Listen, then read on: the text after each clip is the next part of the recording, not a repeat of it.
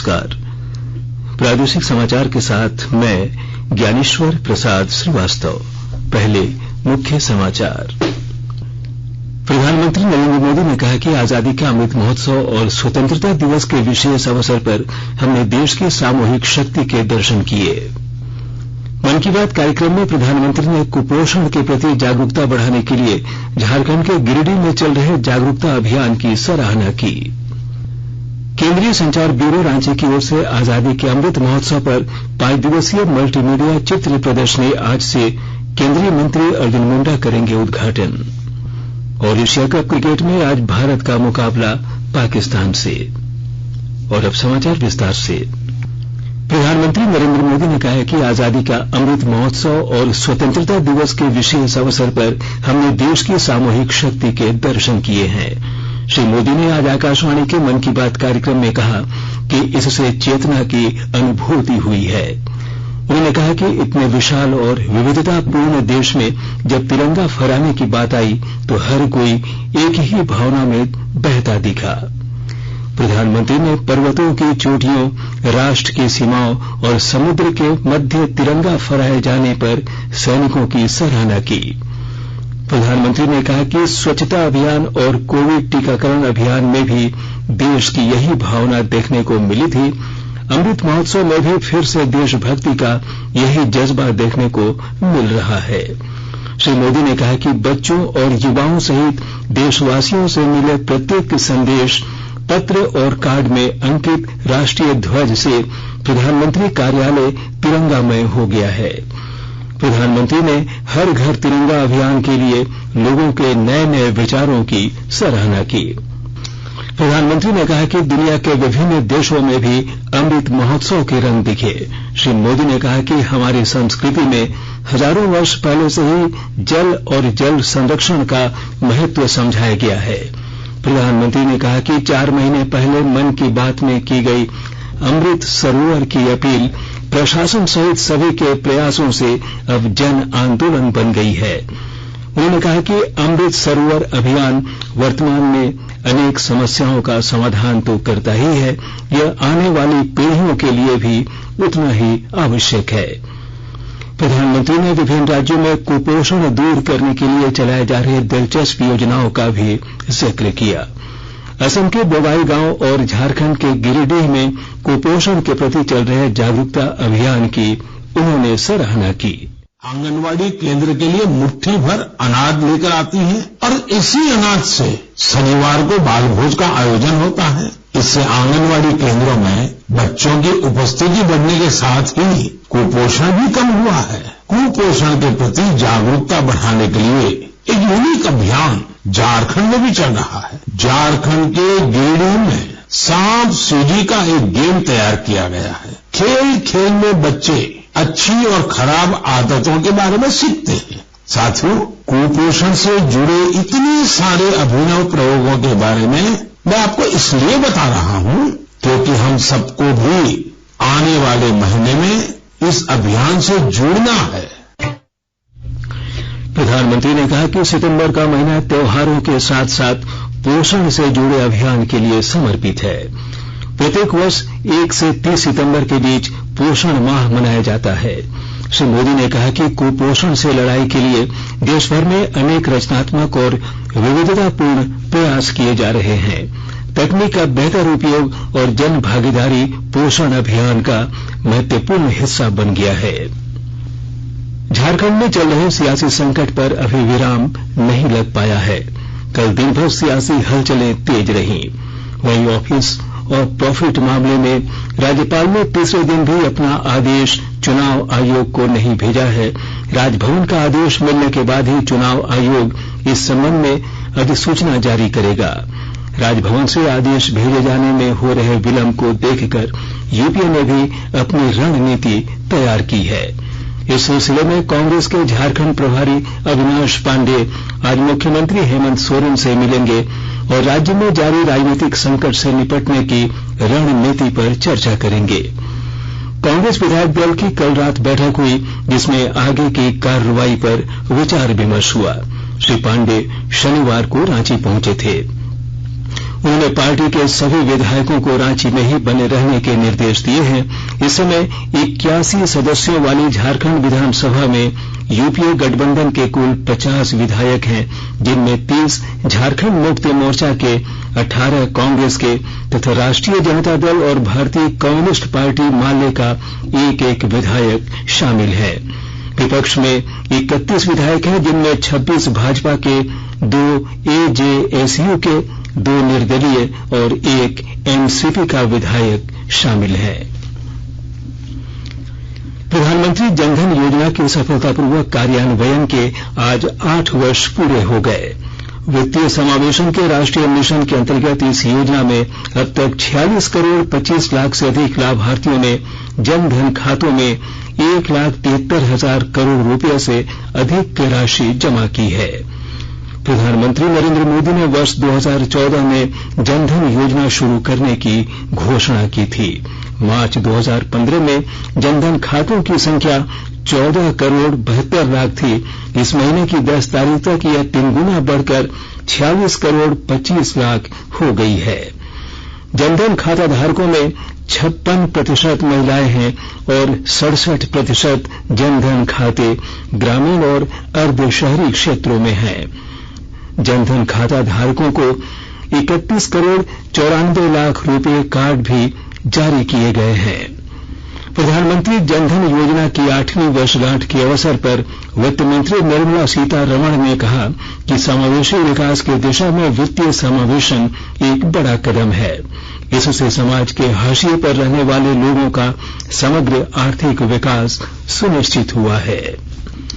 आकाशवाणी के ताजातरीन समाचारों के लिए आप हमारी वेबसाइट newsonair.com पर लॉग इन कर सकते हैं।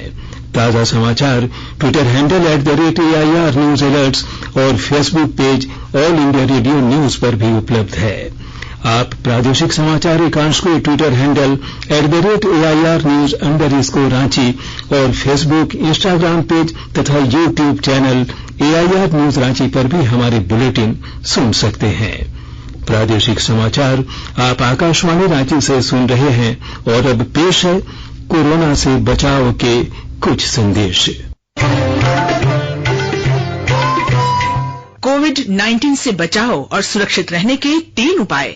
मास्क लगाएं, 2 गज दूरी है जरूरी, सुरक्षित दूरी रखें, हाथ और मुंह साफ रखें।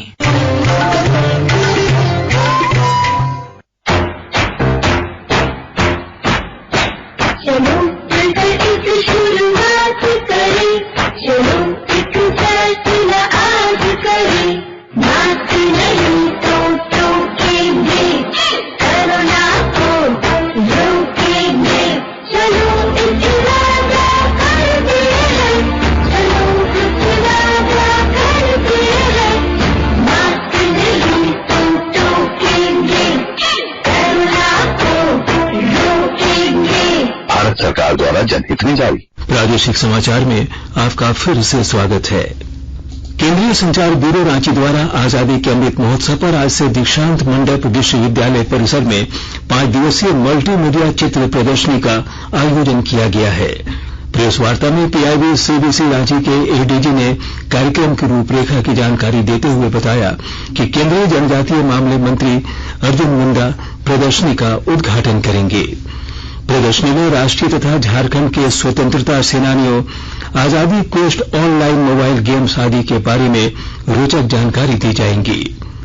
अपर महानिदेशक अखिल मिश्रा ने लोगों से इस प्रदर्शनी को देखने का आग्रह किया ताकि बच्चों को हमारे स्वतंत्रता आंदोलन से जुड़ी रोचक जानकारियां प्राप्त हो। इस अवसर पर कई सांस्कृतिक कार्यक्रम भी आयोजित किए जाएंगे। नवीन और नवीकरणीय ऊर्जा मंत्री भगवंत खुबा ने राज्यों से अनुरोध किया है कि वे अपने यहां नवीकरणीय ऊर्जा की संभावनाओं का पता लगाएं और साल 2030 तक देश में 500 गीगावाट गैर जीवाश्म ईंधन ऊर्जा उत्पादन की क्षमता हासिल करने में अपने योगदान का लक्ष्य तय करें। कोच्चि में नवीकरणीय ऊर्जा एजेंसियों के संगठन के 8वें स्थापना दिवस समारोह का उद्घाटन करते हुए श्री खुबा ने कहा कि इस महत्वाकांक्षी लक्ष्य को प्राप्त करने में राज्यों की महत्वपूर्ण भूमिका है। उन्होंने कहा कि प्रधानमंत्री नरेंद्र मोदी की ओर से 2015 में तय किए गए लक्ष्य के अनुरूप देश में 175 गीगावाट नवीकरणीय ऊर्जा उत्पादन का लक्ष्य हासिल कर लिया गया है। राज्यों के सामूहिक प्रयास से यह लक्ष्य 2022 की समय सीमा से पहले ही हासिल कर लिया गया। श्री खोबा ने घोषणा की कि सरकार जल्द ही हरित हाइड्रोजन नीति लेकर आएगी। इस अवसर पर उन्होंने नवीकरणीय ऊर्जा क्षेत्र में श्रेष्ठ कार्य करने वाले राज्यों और कंपनियों को पुरस्कार भी प्रदान किए। लोहरदगा जिले में दीनदयाल उपाध्याय ग्रामीण कौशल विकास योजना के तहत संचालित कार्यक्रम में प्रशिक्षण प्राप्त 180 युवतियों के बीच नियुक्ति पत्र प्रदान किया गया। विस्तृत ब्यौरा दे रहे हैं हमारे लोहरदगा संवाददाता। दौरे के क्रम में संयुक्त सचिव द्वारा किस्को प्रखंड क्षेत्र स्थित सेंटर ऑफ एक्सीलेंस का भ्रमण किया गया। इस मौके पर उन्होंने दीनदयाल उपाध्याय ग्रामीण कौशल विकास योजना अंतर्गत संचालित कार्यक्रम में प्रशिक्षण प्राप्त किए कुल 180 युवतियों के बीच नियुक्ति पत्र का वितरण किया। इन युवतियों को बंगलुरु स्थित गोकुलदास इंडस्ट्रीज में प्लेसमेंट दिया गया है। नियुक्ति पत्र पाकर युवतियों के चेहरे खिल गए और परिजनों ने आभार व्यक्त किया। संयुक्त सचिव द्वारा इस मौके पर सेंटर ऑफ एक्सीलेंस का भ्रमण किया गया और अपने अनुभव भी साझा किए। उन्होंने ग्रामीण स्वरोजगार प्रशिक्षण संस्थान लोहरदगा का भी भ्रमण किया। इस मौके पर संयुक्त सचिव द्वारा वहां गन टफिंग, कारपेट बुनाई का प्रशिक्षण प्राप्त कर रहे प्रशिक्षुओं से बातचीत की। गोपी कृष्ण कुंवर, आकाशवाणी समाचार, लोहरदगा। आजाद भारत की बात आकाशवाणी के साथ की आज की कड़ी में वर्ष 2019 में हुए बालाकोट एयर स्ट्राइक के बारे में जानकारी दे रहे हैं। बालाकोट एयर स्ट्राइक पाकिस्तान में भारत पाकिस्तान युद्ध के बाद पाकिस्तान स्थित आतंकवादियों द्वारा पुलवामा आतंकी हमले की जवाबी कार्रवाई के बदले में किया गया पहला हवाई हमला था। पुलवामा हमला 14 फरवरी 2019 को हुआ था। इस हमले में जम्मू श्रीनगर राष्ट्रीय राजमार्ग पर केंद्रीय रिजर्व पुलिस बल के वाहनों के काफिले पर जम्मू कश्मीर के पुलवामा जिले के लेथपोरा इलाके में एक वाहन सवार आत्मघाती आतंकी ने हमला किया था। इस हमले में केंद्रीय रिजर्व पुलिस बल के 40 जवान बलिदान हो गए थे। हमले की जिम्मेदारी पाकिस्तान स्थित आतंकवादी समूह जैश-ए मोहम्मद ने ली थी। प्रधानमंत्री ने इस आतंकी हमले की कड़ी निंदा की और पीड़ितों तथा उनके परिजनों के साथ एकजुटता व्यक्त की। जवाब में 26 फरवरी को भारतीय वायुसेना के 12 मिराज 2000 लड़ाकू विमानों ने पाकिस्तान के बालाकोट में नियंत्रण रेखा के पार हवाई हमले किए और जैश-ए मोहम्मद के आतंकवादी शिविर को नष्ट कर दिया।